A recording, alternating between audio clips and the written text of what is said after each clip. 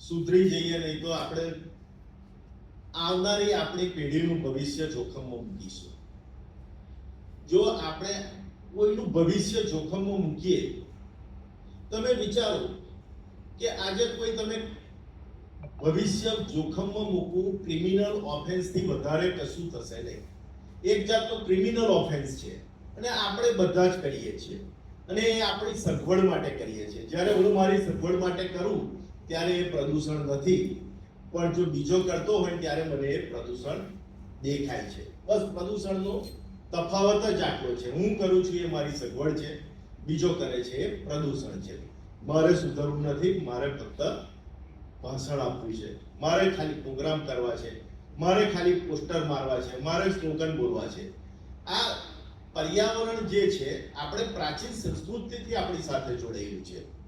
આપણા તમે વેદમાં જોજો, ઉપનિષદોમાં જોજો, ઋષિ મુનિઓના જે કહ્યું છે તે જોજો, દરેકે દરેક જગ્યાએ પર્યાવરણ આવે છે. આપણી સંસ્કૃતિની અંદર આખા બ્રહ્માંડની વાત કરી છે, પૃથ્વીના રક્ષણની વાત કરી છે. આ નવો વિષય આપણા માટે છે જ નહીં, આપણે બધા જ જાણીએ છીએ. છતાં પણ આધુનિક સ્વરૂપ થયું, ઇન્ડસ્ટ્રીયલ યુગ આવ્યો છે, આધુનિકતા વધી રહી છે. એની અંદર આપણે એક યુનિયન બનાવ્યું જેને યુનાઇટેડ સ્ટેટ કહેવામાં આવે છે. એ યુનાઇટેડ સ્ટેટની અંદર જે સંયુક્ત રાષ્ટ્ર સંઘ ભેગા થયા અને એમણે 1972માં એમને લાગ્યું, ક્યારે લાગ્યું? 1972માં એમને લાગ્યું કે પૃથ્વી પર પ્રદૂષણ વધી રહ્યું છે. જ્યારે આપણને તો ઋષિ મુનિઓએ કહી ગયા હતા કે આપણે પ્રદૂષણ નહીં કરવાનું. જળદેવ, અગ્નિદેવ, વાયુદેવ, નદીને આપણે લોકમાતા કહીએ છીએ. આપણી સંસ્કૃતિની અંદર જ આપણે મળી લીધું, તો આપણે એને જુદીથી લેવાની જરૂર જ ન હતી. પણ 1972માં લાગ્યું કે પ્રદૂષણ વધી રહ્યું છે અને આ પ્રદૂષણ ઘટાડવા માટે આપણે નક્કર પગલાં ભરવા પડે. એટલે 1972ની અંદર અવેરનેસ આવે, જાગૃતિ ફેલાય બધામાં, બધા એના ઉપર કોન્સન્ટ્રેશન કરે કોઈ ઇસ્યુ પર. એટલા માટે 1972ની અંદર નક્કી થયું કે આપણે દર વર્ષે 5 જૂનના રોજ વિશ્વ પર્યાવરણ દિવસ ઉજવીશું.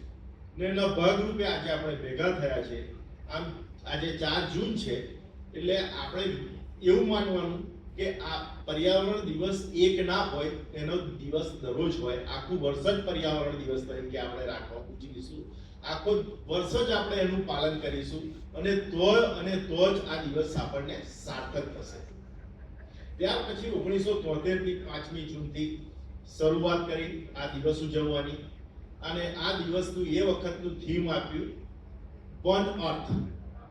વન અર્થ આપણે આપણી સંસ્કૃતિમાં કહ્યું છે વસુદેવ કુટુંબકમ, પૃથ્વી એક છે. જ્યારે આપણે ઉજવવાનું 1973માં શરૂ કર્યું ત્યારે એનું થીમ આપી હતી કે વન અર્થ, અને એના પછી આપણે ચાલુ કર્યું. અને જે પર્યાવરણ છે એ આપણને શું છે બધાને ખબર છે. એકદમ સામાન્ય વસ્તુ છે કે હવા, પાણી, ખોરાક આપણી બે બેઝિક નીડ છે, હવા, પાણી અને ખોરાક. એ ત્રણેયને અનુલક્ષીને જે આપણી આજુબાજુની નિર્જીવ વસ્તુઓને પણ આપણે સમાવેશ કરી લઈએ અને વાતાવરણની સાથે આપણે જોડી લઈએ અને જે પરિસ્થિતિ બને છે એને આપણે પર્યાવરણ કહીશું. દાખલા તરીકે આ હોલની અંદર, આ હોલ જ આપણી આખી પૃથ્વી છે એમ માની લઈએ. કેટલું અત્યારે આપણને કમ્ફર્ટેબલ લાગે છે ને, મજા આવે છે ને, લાઇટિંગ સરસ છે ને, ઠંડક લાગે છે ને. હમણાં એસી બંધ થઈ જશે તો ડિસ્કમ્ફર્ટ ફીલ કરીશું, બરાબર? નિર્જીવ વસ્તુ છે, એક હવા જ છે પણ આપણને કુલિંગ આપે છે, એક નિર્જીવ વસ્તુ છે છતાં પણ આપણે ડિસ્કમ્ફર્ટ ફીલ કરીએ છીએ. તો આપણું પર્યાવરણ બગડી ગયું કહેવાય. એ પર્યાવરણની જાળવણી કરવાની એ ક્રિયાને આપણે ઇકોસિસ્ટમથી એ કરીએ છીએ, ઇકોસિસ્ટમથી મૂલવીએ છીએ. પ્રદૂષણ તે પર્યાવરણ જે છે એ પર્યાવરણને બગાડે છે પણ તો પ્રદૂષણ બગાડ કરે, જે થાય છે એ બગાડે છે. પ્રદૂષણ કરે છે કોણ? તો આ દુનિયા, આ પૃથ્વી પર સૌથી બુદ્ધિજીવી જે પ્રાણી છે, સૌથી બુદ્ધિજીવી જે સજીવ છે એ જ પ્રદૂષણ કરે છે. કોણ છે એ સજીવ? આપણે ગ્લોબલ લીડર બોલો. આપણે પોતે જ છીએ, બરાબર છે? આપણે પોતે જે છીએ કે જેને પ્રદૂષિત કરીએ છીએ. કેવી રીતે પ્રદૂષિત કરીએ છીએ? કેવી રીતે પ્રદૂષિત કરીએ છીએ? વાહનોના ધુમાડાથી પ્રદૂષિત કરીએ છીએ, ઔદ્યોગિક એકમોથી પ્રદૂષિત કરીએ છીએ, અવાજથી પ્રદૂષિત કરીએ છીએ, અને હજુ એક નવો પ્રદૂષણ આવી રહ્યું છે જે અત્યાર સુધી નહોતું આપણને, એ પ્રકાશનું પ્રદૂષણ, લાઇટિંગ પોલ્યુશન. હવે શહેરો જે છે રાત્રે પણ ઝળહળતા હોય છે, અને જેના કારણે જે નિશાચરો હોય એ નિશાચરો પોતાનો રસ્તો ભટકે છે, બિલ્ડિંગો સાથે અથડાય છે અને મરી જાય છે. એ આવનારા વર્ષોમાં એક મોટું પ્રદૂષણ આ પણ આવી રહ્યું છે, લાઇટિંગ પોલ્યુશન, કે આપણને ઝળહળતા શહેરો ગમે છે પણ એની અંદર કેટલી ઇકોસિસ્ટમ નાશ થાય છે એની આપણને ખબર નથી. તો આ પ્રદૂષણ આપણે અટકાવવા માટે આપણે પગલાં લેવા જોઈએ. હમણાં 2020માં એક સરસ ઘટના બની હતી. કોરોના આવ્યો અને કોરોના આવ્યો ને ત્યારે લોકડાઉન કરી દીધું, અને લોકડાઉન કર્યું એટલે બધાને ઘરમાં બેસાડી રાખ્યા. ત્યારે હવા સુધરી ગઈ, પાણીની ગુણવત્તા સુધરી ગઈ, ખોટો અવાજ આવતો તો વાતાવરણમાં એ ઓછો થઈ ગયો, અને કુદરતી અવાજ સંભળાવા લાગ્યા. પક્ષીઓના અવાજ સવારમાં સંભળાય, મોર મારા ઘરની પાછળ જ બોલતો હતો, મને સંભળાય. કોયલ તો દરરોજ ઉનાળામાં બોલતી હતી, કારણ કે એ વખત ઉનાળો હતો. અત્યારે નથી બોલતી, અત્યારે ઉનાળો છે, પણ મને ચોમાસું લાગતું હોય એવું લાગે છે. આખું એ વાતાવરણ બદલાઈ ગયું હતું, આખું પર્યાવરણ બદલાઈ ગયું હતું. એટલે કદાચ પરિસ્થિતિ એવી ના આવે કે પર્યાવરણ બચાવવા માટે આપણને દર વર્ષે 3 મહિના માટે ઘરમાં બેસાડી રાખવા પડે. એવું આપણું જીવન સંભાવવું ના હોય તો અત્યારે એટલા માટે મેં પહેલા ચેતવણી આપી કે આપણે સુધરી જઈએ. બરાબર છે? અને સુધરવું સહેલું છે, સુધરવું એકદમ સહેલું છે. અને એ સુધરવા માટે આપણે પોતે મનથી જ જાગૃત થવું પડશે. મનથી જ આખું વર્ષ આપણે પર્યાવરણ દિવસ ઉજવવું પડશે. મનથી જ આપણે ધરતી માતાને કંઈક આપવું છે. આપણી માતા છે ને આપણે એની માટે શું કોન્ટ્રીબ્યુટ કરી શકીએ છીએ એમ વિચારીને કંઈક આપવું છે, તો આપણે પ્રદૂષણ ઘટાડવા પ્રયત્ન કરીશું. આપણે જ્યારે વાત કરતા હોઈએ ત્યારે અત્યારે જુદા જુદા થીમ પરથી હવાનું પ્રદૂષણ, પાણીનું પ્રદૂષણ, અવાજનું પ્રદૂષણ, થર્મલ પ્રદૂષણ, લાઇટનું પ્રદૂષણ, અને સૌથી મોટો અત્યારે એક વિષય આવી ગયો છે પ્લાસ્ટિકનું પ્રદૂષણ. 1907 ની અંદર બેલ્જિયમની અંદર પ્લાસ્ટિક શોધાયું. પ્લાસ્ટિક શોધાયું એને બેકેલાઇટ નામ આપ્યું. અને જ્યારે પ્લાસ્ટિક શોધાયું એ પણ આપણે પર્યાવરણના રક્ષણ માટે શોધ્યું હતું. કે પહેલા આપણે હાથીદાંતનો ઉપયોગ કરતા હતા, અને હાથીદાંત માટે હાથીનું નિકંદન કરવું પડે દાંત મેળવવા માટે. એટલે સરકારે નક્કી કર્યું અને ફંડ આપ્યું કે આપણે એવું શોધો પદાર્થ કે જેથી આપણે આ હાથીનું નિકંદન થતું અટકાવીએ અને આપણે એવું પદાર્થ મળે. તો બેલ્જિયમના સાયન્ટિસ્ટે પ્લાસ્ટિક શોધ્યું, જેને બેકેલાઇટ કહ્યું, કાળો પદાર્થ, કાળી સ્વીચ. અને એ વખતે પછી ઇલેક્ટ્રિફિકેશન ચાલુ થયું, ઔદ્યોગિકરણ ચાલુ થયું, બીજું વિશ્વયુદ્ધ ચાલુ થયું ત્યાર પછી. અને એની અંદર જ્યારે ઇલેક્ટ્રિફિકેશનની અંદર ઇન્સ્યુલેશન તરીકે પ્લાસ્ટિકનો રોલ જોયો તો અદ્ભુત રોલથી બધા ખુશ થઈ ગયા કે આહા શું પ્લાસ્ટિક છે. અને એ પ્લાસ્ટિકનું ઉત્પાદન ત્યાર પછી એટલું બધું વધ્યું તો 1945 પછી બધા જુદા જુદા કારખાનાઓ ચાલુ થઈ ગયા. 1945માં યુદ્ધ પૂરું થયું પછી પ્લાસ્ટિકની જરૂરિયાત ઓછી થઈ. અને પ્લાસ્ટિકની જરૂરિયાત ઓછી થઈ એટલે આપણે ઇન્ડસ્ટ્રીયલિસ્ટ હોય એનામાં ઇનોવેશન પાવર બહુ હોય, એમણે જુદા જુદા એના યુઝ શોધી નાખ્યા. અને જુદા જુદા યુઝ એટલા બધા શોધ્યા પ્લાસ્ટિકના કે આપણા રૂટીનમાં આવી ગયું પ્લાસ્ટિક. આપણે પ્લાસ્ટિક વગર કદાચ જીવી પણ ના શકીએ. દાખલા તરીકે બુકે આપ્યો, કેટલા સરસ ગુલાબ છે, એ ગુલાબ જોઈને આપણે મોહિત થઈ જઈએ, પણ આપણે પર્યાવરણ દિવસ માટે બેઠા છે તો પ્લાસ્ટિક જોઈને થોડા ડિસએપોઇન્ટ પણ થઈ જઈએ. એટલે એટલા બધા યુઝ શોધે એના કે આપણા જીવનમાં આવી ગયું. અને ત્યાર પછી એટલા વર્ષો ખબર ના પડી, પણ એક સાયન્ટિસ્ટે 1972 ની અંદર રિસર્ચ પેપર લખ્યું અને એણે દરિયાની અંદર પ્લાસ્ટિક તરતું જોયું. અને દરિયાની અંદર પ્લાસ્ટિક તરતું જોયું અને એના ઉપર એણે રિસર્ચ પેપર લખ્યું. ત્યારે આપણને ખબર પડી કે પ્લાસ્ટિકનું પ્રદૂષણ આવનારા વર્ષમાં રાક્ષસ બની શકે છે, અને જે અત્યારે બનવા જઈ રહ્યું છે. અને રાક્ષસ એટલો મોટો બને છે કે દિવસે દિવસે એના ડુંગરો વધતા જાય છે. એ ડુંગરો અટકાવવાનું કામ આપણે કરવું છે. આ પ્લાસ્ટિક પ્રદૂષણની અંદર જ્યારે આપણે વાત કરીએ છીએ ત્યારે હમણાં એક મેં પેપરમાં વાંચ્યું હતું 1 વર્ષ પહેલા કે આપણા બ્લડની અંદર પણ માઇક્રોન્સની અંદર પ્લાસ્ટિક આવી ગયું છે. તો હું એક પેપર વાંચતો તો આપણે પોતાના સેલ્ફ વિશે જ વિચારીએ. ત્યારે મેં વિચાર્યું કે આપણા બ્લડની અંદર પ્લાસ્ટિક આવ્યું છે, હું તો મારા ઘરે પ્લાસ્ટિક નથી વાપરતો, એવું મને થયું. એ દિવસ ખુશ થયો, મેં સમાચાર કાઢી નાખ્યા પોતાની. બીજા દિવસ ઉઠ્યો ને ત્યારે ટૂથબ્રશ લીધું પ્લાસ્ટિકનું, આઈસ્ક્રીમ પ્લાસ્ટિકનું, ચમચી પ્લાસ્ટિકની, દૂધની કોથળી પ્લાસ્ટિકની. એ વખત તો પાણીના પાઉચ મળતા હતા, એ પણ પ્લાસ્ટિકના. અરે જીવનમાં એટલી જગ્યાએ પ્લાસ્ટિક એટલે કે તમે હર કદમે પ્લાસ્ટિક પ્લાસ્ટિક પ્લાસ્ટિક.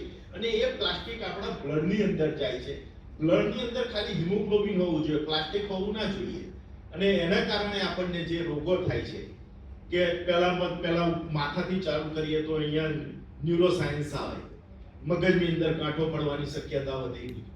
નીચે આવીએ તો આપણને આંખો, નીચે આવીએ તો શ્વાસની અંદર પણ આવે, શ્વાસની અંદરથી ફેફસાની અંદર જાય, કાનની અંદર બેરાસ આવી શકે, આપણા ફેફસા ખરાબ થાય, આપણા લોહીની અંદર આવે, જઠરની અંદર આવે, આંતરડાની અંદર પ્લાસ્ટિક્સ આવે, હૃદયની અંદર પ્લાસ્ટિક્સ આવે. અને આ કારણે આપણે આપણું ભવિષ્ય તો જોખમમાં અત્યારે મૂકી જ રહ્યા છીએ. પણ જો આવનારા વર્ષોમાં પણ આપણે યુઝ ઘટાડીશું નહીં તો આપણા આવનારા ભવિષ્યનું પણ શું થશે એ વિચારો. કે અત્યારે તમે સમાચાર સાંભળતા હશો કે 8 વર્ષની બાળકી પ્યુબર્ટીમાં આવી જાય છે. તો કેમ? તો એ પ્રદૂષણના કારણે. હવે 8 વર્ષે જ્યારે આ ફિનોમિના ચાલુ થઈ જાય કે જે 15-16 વર્ષે થવાની હોય કે 14 વર્ષે થવાની હોય, તો પરિસ્થિતિ ક્યાં જઈને અટકશે? તો આ પરિસ્થિતિ અટકાવવાની જવાબદારી આપણા સૌની છે. આ જ્યારે પ્રદૂષણ જે છે એ કેવી રીતે આપણે અટકાવી શકીએ? તો આપણે જાતે જ નક્કી કરીએ કે હું એને વાપરીશ નહીં. શક્ય હોય ત્યાં સુધી સિંગલ યુઝ પ્લાસ્ટિક 2018 થી આપણા દેશની અંદર પ્રતિબંધ મૂકેલો છે. 2018 થી પ્રતિબંધ મૂકેલો છે, પણ એ પણ સગવડીઓ પ્રતિબંધ છે. હું કરમસદમાં શાક માર્કેટમાં જાઉં ને ત્યારે મને બેગ ના મળે, સિંગલ યુઝ પ્લાસ્ટિક વાપરવા માટેની બેગ ના મળે કરમસદના માર્કેટમાં. પણ આણંદના માર્કેટમાં જાઉં ને તો એ સિંગલ યુઝ પ્લાસ્ટિકની એટલી બધી બેગ ખુલ્લી પણ મને મળે. 10 જોઈતી હોય તો મારે બટાકા, ડુંગળી, ટામેટાની દરેકે દરેક બેગ જુદી જુદી લઈ શકું. એટલી આ હકીકત છે. એટલે એમની અંદર પણ સિંગલ યુઝ પ્લાસ્ટિક આપણે અટકાવી શકતા નથી, એ આપણી વાસ્તવિકતા છે. અને આ જોજો, તમે પણ માર્ક કરજો. મને ઈચ્છા થાય કે પ્લાસ્ટિક નહીં વાપરવું, તો આપણે ક્યારેક આવું જોતા હોય ત્યારે બહુ દુઃખ થાય. અને પછી આપણને એમ થાય કે આખી દુનિયા વાપરે છે, તું વાપરી લે ને, પીંડા કિલોડા જુદા લો ને તમે, તો પછી હું જુદા લેવા માટે આકર્ષિત થઈ ગયો છું. આપણો બેઝિક હ્યુમન નેચર આવો છે. તો પહેલું આપણે એને યુઝ ઘટાડવો પડશે. યુઝ ઘટાડ્યા પછી એને વારંવાર યુઝ કરીએ એના માટે આપણે એનું રીયુઝ ની પ્રોસેસ લાવવી પડશે. ડીમાર્ટ ની અંદર પહેલા આપણને ખબર હોય તો બેગ આપતા હતા. એક વસ્તુ લઈએ તોય ડીમાર્ટ વાળો બેગ આપે, બે વસ્તુ લઈએ તોય બેગ આપે. એટલે આપણે બેગ લીધા વગર જતા હતા. હવે બેગ એ ચાર્જેબલ છે. મોટા ભાગે 90% લોકો ઘરેથી બેગ લઈને ડીમાર્ટ જાય છે. આપણે બધાએ જોયું હશે ને આપણે બધા લઈને જતા હશે છીએ. એના પહેલા સરસ ડીમાર્ટની પોલિથીન બેગ આવતી હતી, એ આપણે લઈ આવતા હતા. અટકાવી શકાય છે, રીયુઝ આપણે કરી શકીએ છીએ. આપણા સ્વભાવમાં છે. આપણે પેલા ખિસ્સામાં થેલી હોતી હતી, પણ આપણે થોડા વધારે પૈસાવાળા થઈ ગયા, થોડો કમ્ફર્ટ ઝોન એટલો બધો આપણને જોઈએ ને કે થેલી થોડી ભરેલી લાગે. કારણ કે હવે તો આપણે પાકીટ પર રાખતા નથી, એટલે પાછળનું ખિસ્સું ભરેલું ના હોય, એટલે થેલી ભરેલી લાગે, એટલે આપણે થેલી રાખતા નથી. આપણે કમ્ફર્ટ ઝોન છોડવો પડશે એના માટે. અને પ્લાસ્ટિકને જેમ બને એમ આપણે રીયુઝ કરવું પડશે. અને ત્રીજું આપણે કરી શકીએ કે એને રિસાયકલ કરી શકાય. પ્લાસ્ટિકને રિસાયકલ કરવાની પણ આપણે તકલીફ એટલી મોટી છે કે દુનિયાની અંદર 2019ના ડેટા પ્રમાણે 400 મિલિયન ટન પ્લાસ્ટિક યુઝ થયું. 400 મિલિયન ટન પ્લાસ્ટિક યુઝ થયું, જેની અંદર ભારતની અંદર 4 મિલિયન ટન પ્લાસ્ટિક યુઝ થયું. ભારતની અંદર 4 મિલિયન ટન પ્લાસ્ટિક યુઝ થયું, જેમાંથી ફક્ત 10% પ્લાસ્ટિક રિસાયકલ થયું. એટલે કે 40 મિલિયન ટન પ્લાસ્ટિક રિસાયકલ થયું, જ્યારે 360 મિલિયન ટન પ્લાસ્ટિક ડમ્પ થયું, જેના ડુંગર બન્યા, જે રોડમાં ગયું, જે જમીનમાં ગયું, જે પાણીની અંદર ગયું, અને જે પાણીની અંદર જાય છે એ જળચર પ્રાણીઓ એ પ્લાસ્ટિક ખાય છે, અને એ પ્લાસ્ટિક ખાવાથી આખી ઇકોસિસ્ટમ આપણી તૂટી જાય છે. અને અત્યારે પ્રદૂષણના કારણે 2020 સુધી પૃથ્વી પરથી 150 સજીવો નાશ પામ્યા છે. 150 સજીવોને જાતિ નાશ પામી છે, અને આવનારા વર્ષોમાં આ સજીવો 200 સુધી પહોંચી શકે છે.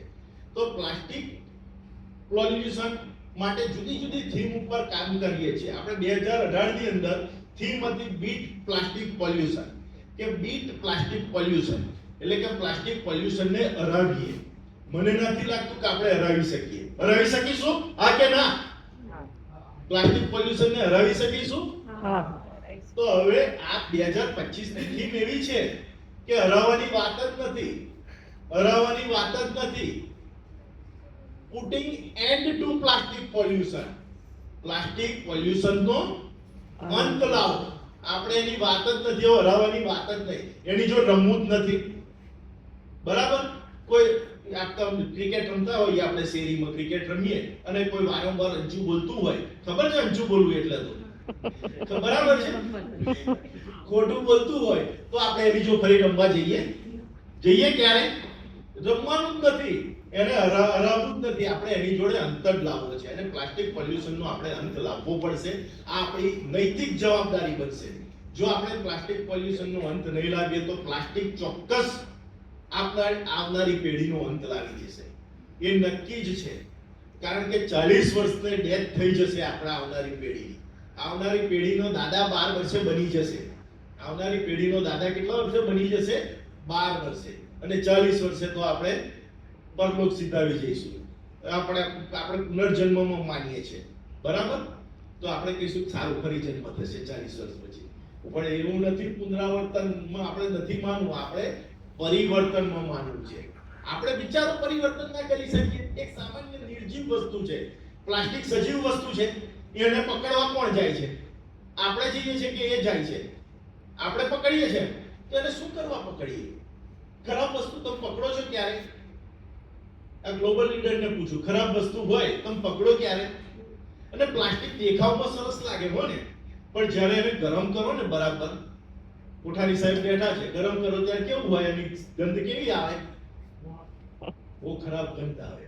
ખરાબ વસ્તુ છે, ગંધથી પણ કહે છે ખરાબ વસ્તુ છે. તો શું કરવા આપણે એને પકડવી છે? છોડો એને, આપણે એને અપનાવી જ નથી. અને આ એક સરસ વસ્તુ છે. આ એન્વાયરમેન્ટ એક એવી વસ્તુ છે કે એન્વાયરમેન્ટ ઉપર કામ કરનાર લોકો પણ બહુ ઓછા છે. આ એન્વાયરમેન્ટના સાહેબો બેઠા હશે, ચિરાગ ભીમાણી સાહેબ, જો તમે નામ સાંભળ્યું હોય તો તમારા ડિપાર્ટમેન્ટમાં જતા, જે મારા મિત્ર છે, આપણા ઇન્ડિયાના છે, અમે સાથે ભણતા હતા, ગ્લોબલ લીડર તરીકે એન્વાયરમેન્ટમાં કામ કરે છે, ચિરાગ ભીમાણી. જો તમે નામ સાંભળ્યું ના હોય તો તમારા સિનિયર સાહેબોને પૂછજો. એવું જ તમારી ઉંમર કદાચ 15-16 વર્ષ હશે. તમે એક નામ સાંભળ્યું હશે, ગ્રેટા થેનબર્ગ. સાંભળ્યું છે નામ? એ છોકરી છે 2003માં જ જન્મી, જાન્યુઆરી 2003માં જ, ને હમણાં જ એના 25 વર્ષ પૂરા થયા. આ જાન્યુઆરી 25 વર્ષ. તોય આજે આપણે આ પ્રોગ્રામની અંદર એનું નામ બોલીએ છીએ, ગ્રેટા થનબર્ગ. આપણાથી કોઈ જોઈ ગઈ હોય. કેમ એનું નામ બોલીએ છીએ? તો એણે આ પ્રદૂષણ સામે અવાજ ઉઠાવ્યો. એણે સ્કૂલમાં કેમ્પેન ચાલુ કર્યું.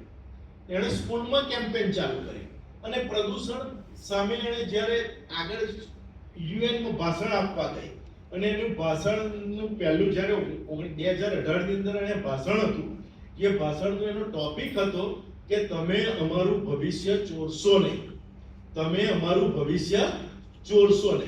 અને ત્યાર પછી એને 2019માં ભાષણ આવ્યું, હાઉ ડેર યુ, તમારી હિંમત કેવી રીતે થઈ? એનો ભાષણનો ટોપિક શું હતો? તમારી હિંમત કેવી રીતે થઈ કે અમારી આવનારી પેઢીને નુકસાન પહોંચાડો છો? તો એ એના જે વક્તવ્યો હતા બહુ વાઇડલી સ્પ્રેડ થયા, અને એનું ઘણા એવોર્ડ પણ મળ્યા. અને ગ્રેટા થેનબર્ગ આપણા એન્વાયરમેન્ટમાં કામ કરતી એ સ્વીડનની એક લેડી છે. એ 22-23 વર્ષે આજે આપણે એને જાણીએ છીએ. તો આ ફિલ્ડમાં જો તમે કામ કરશો તો તમારું નામ રોશન થવાની શક્યતા ખૂબ રહેલી છે. શા માટે? હું તમને વધારે આગળથી સમજાવું. આપણે પેલા સુપર હીરોના મૂવી આવે છે, સુપર હીરોના મૂવી. તમે જોયું હોય તો પેલું કયું હતું સુપર હીરો વાળા મૂવી કયા? એવેન્જર્સ બરાબર છે. સુપર હીરો આપણે બોલીવુડ વાળાએ પણ સુપર હીરોની કોપી કરી. પેલી શાહરુખ ખાન વાળું એક પિક્ચર બનાવ્યું હતું રાવણ, ખબર છે ને?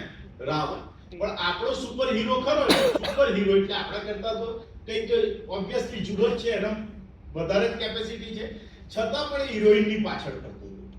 એ પિક્ચર ફ્લોપ ગયું. આપણો સુપર હીરો હિરોઈનની પાછળ ફરતો હતો એટલે પિક્ચર ફ્લોપ ગયું. જ્યારે જે પેલા એવેન્જર્સ છે એ પૃથ્વીને બચાવવા માટે કામ કરે છે. એ પૃથ્વીને બચાવવા માટે કામ કરે છે અને એટલા એમના એવેન્જર્સના દરેકે દરેક તમે 16 કે 17 એના પાર્ટ છે મૂવીના, અને એટલા માટે સક્સેસફુલ ગયા છે. જ્યારે તમે પૃથ્વીને બચાવવાની વાત કરશો તો સમાજ તમારી સાથે જોડાશે, તમે ગ્લોબલ લીડર તરીકે આગળ આવશો અને પૃથ્વીને બચાવવા માટે આપણે આ કામ કરવું છે. જો પૃથ્વીને બચાવવા માટે આપણે આગળ આવીશું તો ચોક્કસ તમે કંઈક આવનારી પેઢી માટે પણ તમે સમર્પિત કરશો અને જ્યારે એ સમર્પણ હશે ત્યારે ઇમ્પેક્ટ આવશે. દાખલા તરીકે આપણને ગ્લોબલ લીડર આપણે જોઈએ મહાત્મા ગાંધીજી, બરાબર છે, અથવા તો ચાણક્ય, અથવા તો ચંદ્રગુપ્ત મૌર્ય. આપણે કોઈએ જોયા છે એમને? કોઈને.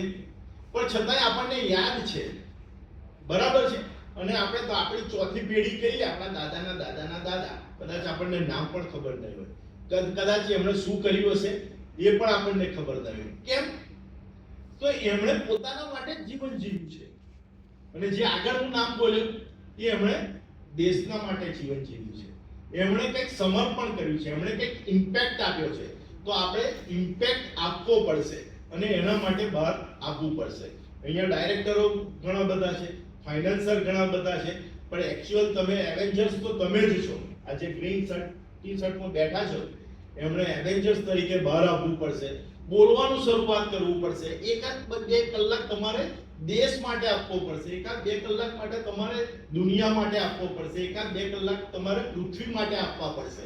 અને પૃથ્વી માટે જો તમે એકાદ 2 કલાક તમારે કાઢશો, અઠવાડિયાના કાઢો, તમે ભણી રહ્યા છો, પણ એવું નથી કે ભણવાનું આ પાર્ટ નથી.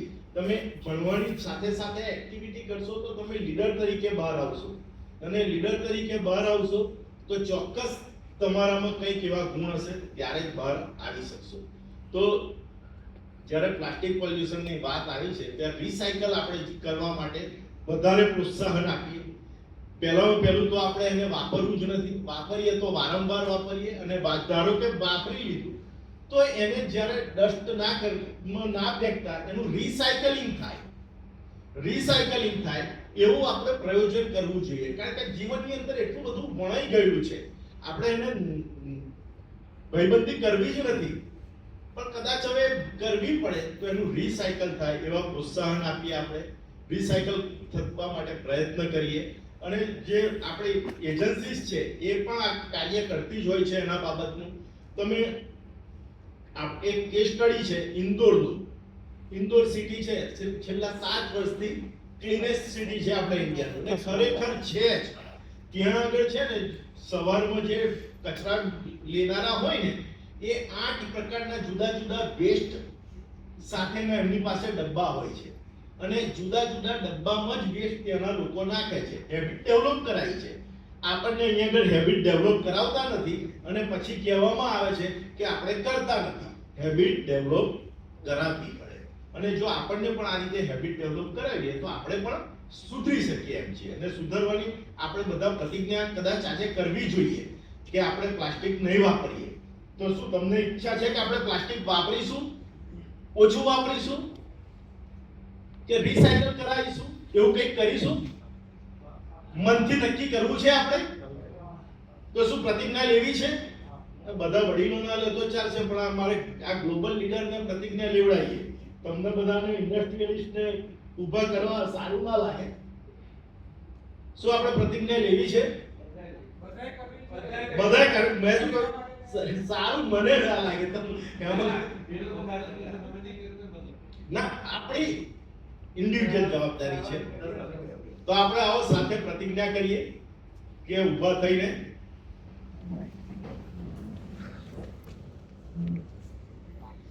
હું આજે વિશ્વ સ્વાસ્થ્ય દિવસ વિશ્વ પર્યાવરણ દિવસ નિમિત્તે પ્રતિજ્ઞા કરું છું કે વિશ્વ પર્યાવરણ દિવસ નિમિત્તે પ્રતિજ્ઞા કરું છું શક્ય હોય તો હું પ્લાસ્ટિકનો ઉપયોગ નહીં કરું.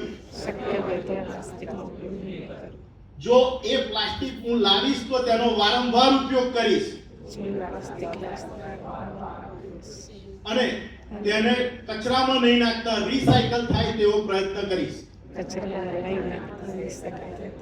હું મારી સદબુદ્ધિથી હું મારી સદબુદ્ધિથી અને મારા આત્મા પર વિશ્વાસ રાખી મારા આત્મા પર વિશ્વાસ રાખી આ પ્રતિજ્ઞા કરી છે. આ પ્રતિજ્ઞા કરી છે. ભારત માતા કી જય.